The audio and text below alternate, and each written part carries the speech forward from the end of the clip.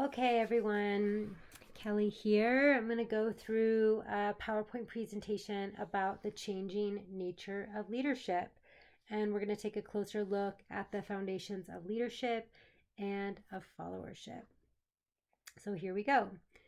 Um, there are so many ways to lead and to follow. I truly hope by not just this PowerPoint, but the readings, the activities, class discussions, that you see yourself as a leader, because sometimes when we have an image in our mind of a leader or a certain definition in mind, we don't see ourselves as that. But as we expand what we know about leadership and learn more about it, we'll see that there's many ways, including a way that includes you. All right, so speaking of which, I want to talk about paradigms for a minute. So, paradigms are basically lenses or ways that you see the world. They are socially constructed. That means that they're not necessarily a fact from history, but they come from your education, your family upbringing, the country that you grow up in. They're come from society. There's so many different paradigms for what it means to be a good leader. We're going to talk about some of them today. A paradigm shift means that you had a previously held pattern and now you have a new one. And that new one emerges alongside of the old one. It doesn't necessarily replace it, but it builds on it and it like adds to it. So I'm hoping that your paradigms will be expanded and added to today and throughout the semester. So, one of the things we want to start with is to think about what are common beliefs about leadership in the US. Like you might have showed up to this class with some beliefs, or whether they be from the media or your family or past experiences. I'm going to give you a list of some of the most common beliefs in the US. So they are that leaders are born, not made, like whether it be the right family or the right size or the right, I don't know, right something. You have to have that. You can't learn it. Another common belief is that leadership is hierarchical and you have to be a formal leader. So you have to have some sort of status and power, like you need to be a teacher or the president or the manager or something like that in order to be considered a leader. This one's super common, that you have to have charisma. You have to be like extroverted or really good at working with or communicating with people to be effective. Another one that's maybe less so, but still out there, is that leaders always work for the good of the whole. So, they might not always do the best job, but they're there for everyone. This one's also a little less common, but still out there, that you only have to have common sense to be an effective leader. So maybe you don't need a ton of skills, but you just need to have like street smarts or know what to do in the moment. And that not everyone can be a leader. This is one of the very common beliefs out there that prevent a lot of people from even trying. That they say only certain people are fit to be a leader. And I'm here to tell you that all of those beliefs are not true. So you can erase them from your mind. We're going to unravel those. And here are some things that I believe in, and this class is fundamentally based on, is that leadership is a concern to all of us. Whether you are the formal leader or not, we all are impacted by leaders, our organizations, our families, our communities, and we should all be concerned about leadership.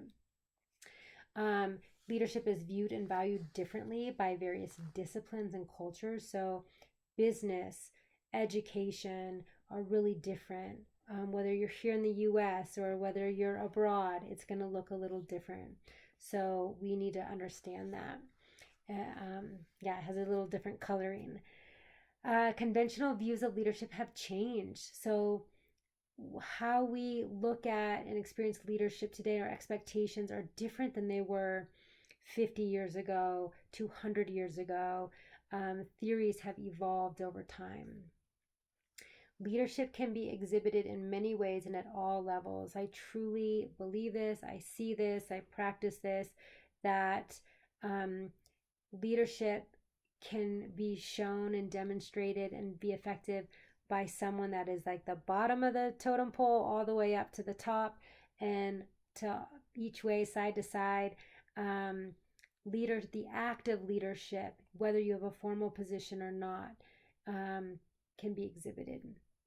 Leadership qualities and skills can be learned and developed. You are in this class. I hopefully that you're learning them throughout the semester, and that it's a lifelong path, and you will always be learning and developing and improving.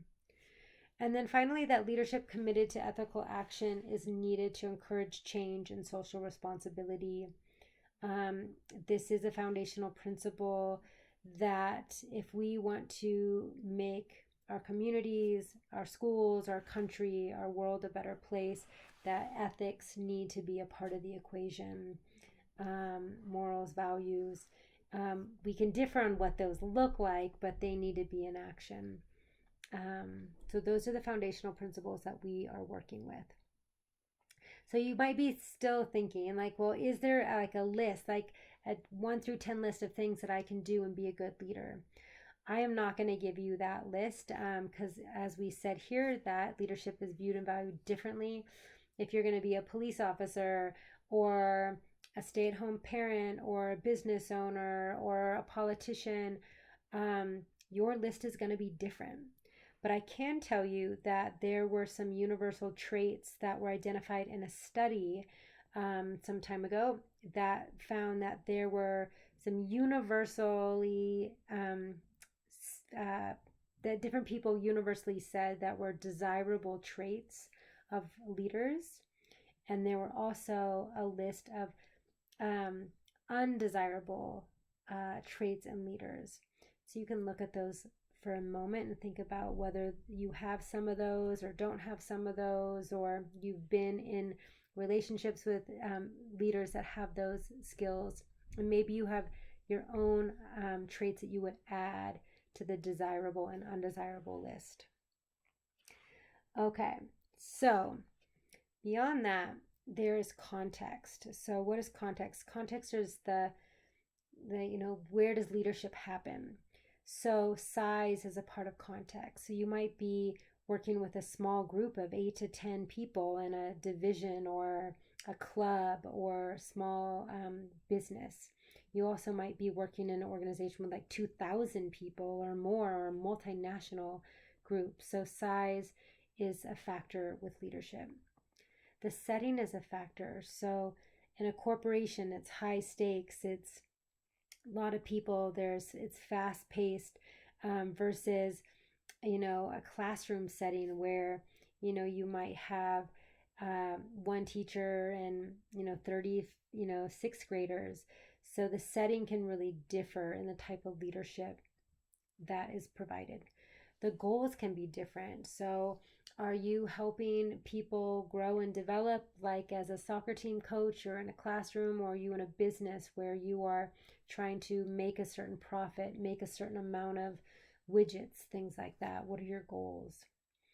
The processes can widely vary too. Like, how do you make decisions? How do you communicate? How do you deal with conflict? All of those things matter with context. So when you think about yourself in these types of contextual situations, where do you work best? Are you more of a small group, one-on-one, intimate relationships person? Or do you like the high risk, high stakes environment? Do you like, are you someone that has more like transformational goals, or do you have like very specific goals of that you like to aim and reach? So to think about when you see yourself in the future as a leader, choosing a context where you feel like your skills and abilities can really thrive is something to think about. Okay, evolution of leadership theories. So to understand leadership today, it's as it says here, it's important to think about how leadership has evolved over time.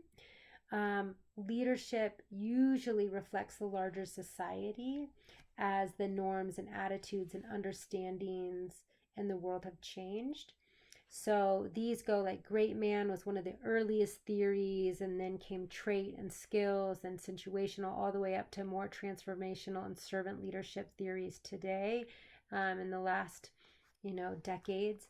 I'm not going to go into these in detail because you're going to watch a video as a part of your discussion, and it's going to go into how these evolved, and then you're going to look at where your leadership definition fits in.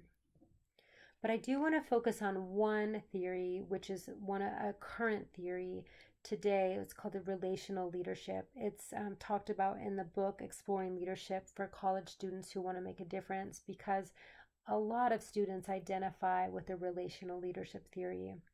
So the definition is that leadership is a relational and ethical process of people working together to accomplish change. So it starts in the center with having a clear purpose, and that purpose is meant to be beneficial to the greater organization, the greater good. And it's surrounded by the values of empowerment, so that we want to share power within the organization, not just a top-down approach. It's ethical, so it's rooted in values, again, that are positive and shared among the organization. And it aims to be inclusive of different styles, different backgrounds, different ways of being, that those are included in decision-making outcomes, and that all of that is rooted in process, and that there's a belief that process, like how we do things, is as important as the outcome. And there's a real need to encourage collaboration and reflection through the process. So there's a lot more to relational leadership, but that is just kind of in a nutshell what it is. And then it also includes 3 basic principles. So knowing, being, and doing. And in the relational leadership model, they say that you must know yourself, how change occurs, why others may view things differently than you do, that you must be ethical, principled, authentic, open, caring, and inclusive. That doesn't mean like you're hugging everybody, or asking them all about their lives. Some people are really worried about that soft skills, but that open to being vulnerable, open to letting people know who you really are. And then you have to care about other people in your organization and how it impacts them, not just for your self-serving or self-interest. And that you must act in socially responsible ways, be consistent and congruent, and as a participant in a community, be responsible and on your commitments and on your passions. So those are things that are part of the relational leadership model. So again, part of your reflection is to think about how you define leadership. And once you watch that video as a part of the discussion and consider the relational leadership model, to think about what theory most closely resembles your current beliefs and the style of leadership that you really want to aim for. Okay, so those are all different styles of leadership. Some of you might think, well, are all leaders good, or is there such thing as bad leadership? And yes, there is. So Barbara Kellerman wrote a book called Bad Leadership and described that there were 2 overarching categories. So one is ineffective leaders can be considered bad. So ineffective is someone who fails to produce the desired changes or accomplish the goals that have been set. They may lack the traits or skills to support good followership, to build good teams. And ultimately, they are judged by their means that they employ or don't employ, rather than the ends they pursue. So, maybe they have good goals, but they just can't get there. And so they fail to get to the ends. And then another category is unethical. So these are leaders that fail to distinguish between right and wrong. They tolerate moral fallibility. So fallible means making mistakes, or being irreverent. And so they tolerate that, they allow that to happen. They do not exercise leadership in the they do not exercise leadership in the interest of the common good, um, and yet they can still be effective. So unethical leaders stay in leadership positions all the time, because they still get stuff done. They just might not use the best means. They may not have everybody's interest, but they at least have some people. And sometimes they just have a hard time getting fired or removed. Ineffective leaders tend to be kept or fired more frequently than unethical leaders, believe it or not. And then there's this whole list of more specific types of bad leaders. So, incompetent, rigid, intemperate, callous, corrupt, insular, and even evil. All of those things show up in leaders, and these can be in leaders like at Target, or I don't know, at Apple. They can be in our government, both local, state, and national. Um, Sad to say, there are bad leaders everywhere, and it really is not fun to work in those organizations. It's not fun to work with them. We oftentimes don't feel like we have any power um, as workers in those organizations, and it mystifies us why they can keep their positions and get paid really high wages. But just to know that they are out there, and they are folks to look out for, and to strongly consider whether you want to stay in that environment working when there's truly bad leaders. Okay, moving on. So, a look at followership.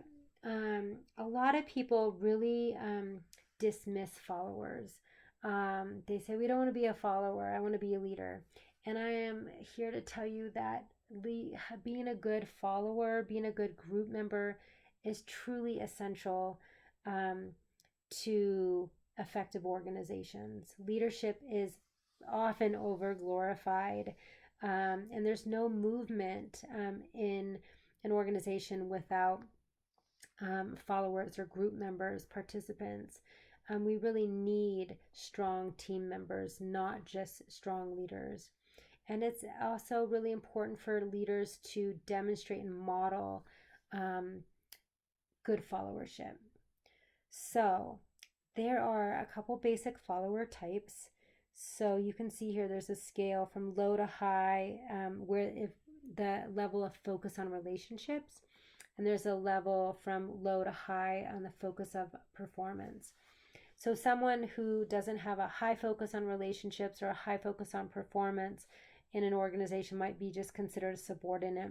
So, there's someone that is just there to do what is needed, and they don't have a lot at stake, and they really typically just get told what to do and do it. Someone that is focused a lot on relationships, or has a lot of relationships but doesn't always get a ton done, is called a politician in the basic follower types. Someone who performs and does a lot but doesn't have a lot of focus on relationships is a contributor. Like, I'm here, what do I need to do? I'm going to get it done and take off. And someone that is seen more as a partner or the team member would have a focus on relationship and a focus on performance in the organization. And as a leader, you can help cultivate this too. So partners or team members, you can emphasize relationships and emphasize performance for them, for them to really see and feel as partners in the organization. Okay, there are 5 competencies that have been identified to help support effective followership. So, displaying loyalty, showing a commitment to the organization, helping support and adhere to the organization vision and their goals, the ability to disagree agreeably so that you can share your opinion, but do it in a way that's more around discussion and dialogue than conflict, and that you work to align your personal and organizational goals as best you can. Functioning well in a change-oriented environment. Organizations are always changing. Can you move with them? Also, when there's opportunities to lead and follow, are you able to do those both?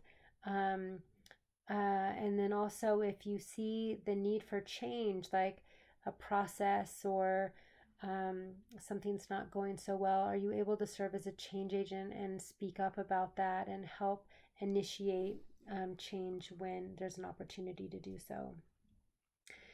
How well do you function on the team? Do you work to collaborate? Do you share credit? Do you act responsibly towards others? The ability to think independently and critically. Dissent courageously. Dissent is the ability to differ or to have another opinion. Do you have the courage to do that?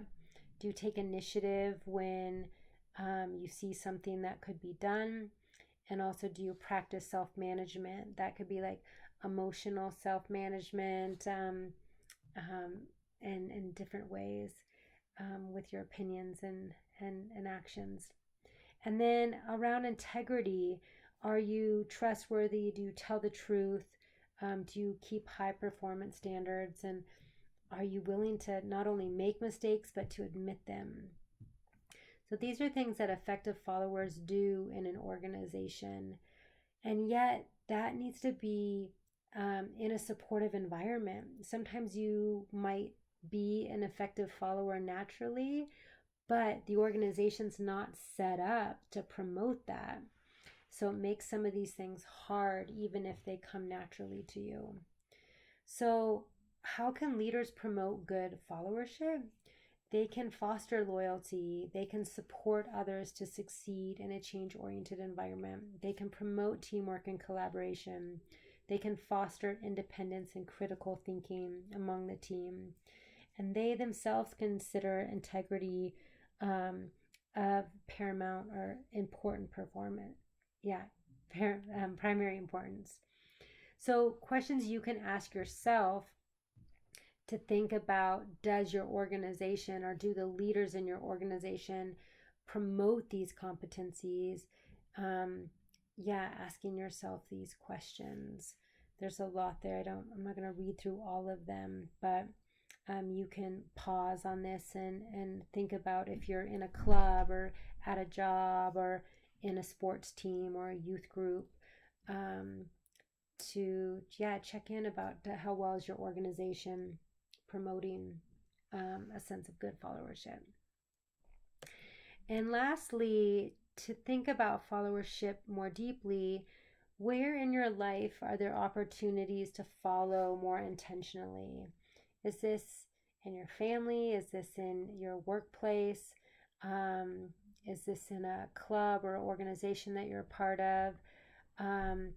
Can you show up as a partner in the organization and really model good followership for others? And if you're in a role to promote others to be good followers, again, whether you're a team member or in a leadership role, to think about how you can promote that in your organizations and be a role model. Okay, so that was pretty quick. I went through things. You're welcome to go back through this again. Also, a lot of this is covered in chapter 1 and chapter 2.